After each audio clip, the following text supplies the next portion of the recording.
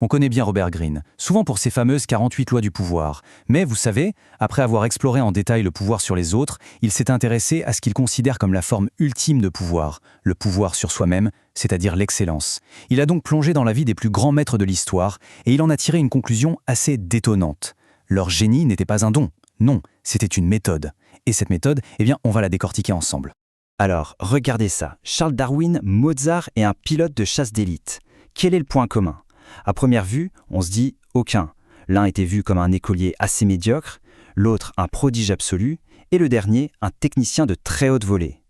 Et pourtant, ce que Robert Greene dit, c'est qu'ils ont tous, absolument tous, suivi le même chemin pour atteindre l'excellence dans leur domaine. Et c'est là que l'idée de Greene est vraiment puissante. On a tous en tête cette image du génie, un don du ciel, une sorte de loterie génétique.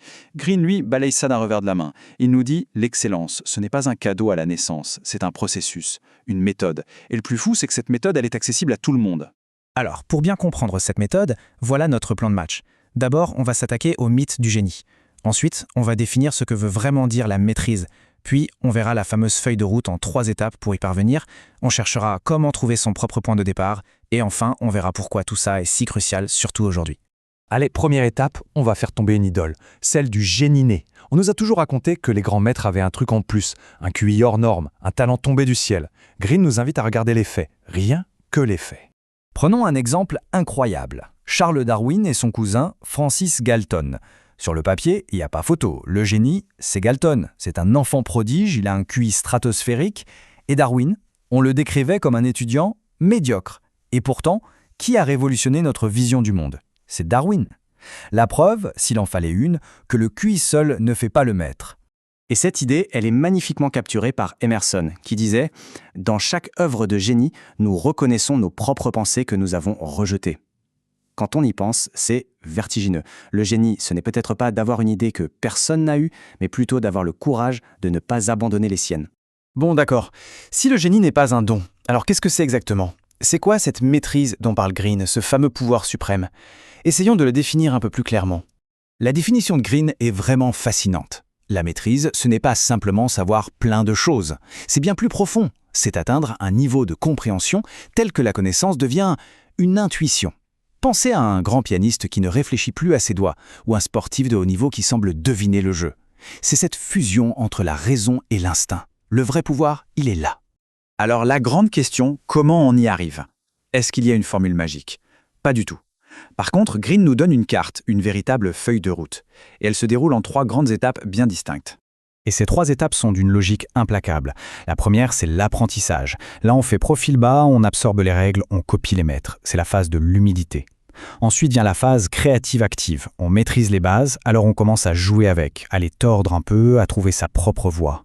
Et enfin, après des milliers d'heures, c'est la maîtrise. On ne pense même plus aux règles. On est devenu les règles. La connaissance est une seconde nature. Et ça, ce n'est pas nouveau. Nietzsche l'avait déjà compris quand il disait qu'il ne fallait pas lui parler de dons, mais de solide conscience artisanale. Voilà la clé. La grandeur n'est pas un éclair de génie qui tombe du ciel. Non, c'est une construction. C'est brique par brique, avec la patience d'un artisan. C'est du travail, tout simplement, pas de la magie. Mais pour s'engager dans un voyage aussi long et exigeant, il faut un moteur, un carburant ultra puissant. Pour Greene, ce carburant a un nom, la vocation, l'œuvre d'une vie. C'est le point de départ de tout. Sans ça, rien ne peut tenir. Et attention, trouver cette vocation, ça n'a rien de mystique. Greene nous donne des pistes très concrètes. Il nous dit de replonger dans ce qui nous fascinait quand on était enfant, de chercher ce petit créneau unique que personne d'autre ne voit, d'oser refuser les chemins tout tracés qui ne nous correspondent pas. En fait, il s'agit juste de s'écouter, mais de s'écouter vraiment. Et on arrive au point final qui est peut-être le plus important pour nous aujourd'hui. Dans notre monde, rempli de distractions permanentes, choisir cette voie de l'excellence, ce n'est plus naturel. C'est devenu un acte de rébellion. Greene met en lumière 2 façons de vivre son temps qui sont radicalement opposées. D'un côté, il y a ceux qui subissent le temps, esclaves des notifications, des distractions, toujours en mode réaction. Et de l'autre, il y a ceux qui le sculptent. Pour eux, le temps n'est pas un ennemi qu'il faut tuer, c'est la matière première de leur œuvre. Une ressource précieuse à investir minute après minute. Et son avertissement est, on peut le dire, sans concession. Cette culture du détachement, de l'ironie, de la passivité qu'on nous vend parfois comme étant cool, pour Greene, ce n'est ni cool ni sage. C'est une excuse, une fuite.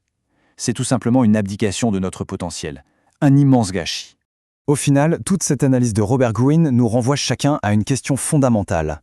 Une fois qu'on a mis de côté les mythes, les distractions, quelle est cette force unique, cette inclination profonde qui cherche à s'exprimer en chacun de nous? Parce que selon lui, c'est seulement en trouvant une réponse à cette question que le véritable chemin vers l'excellence peut enfin commencer.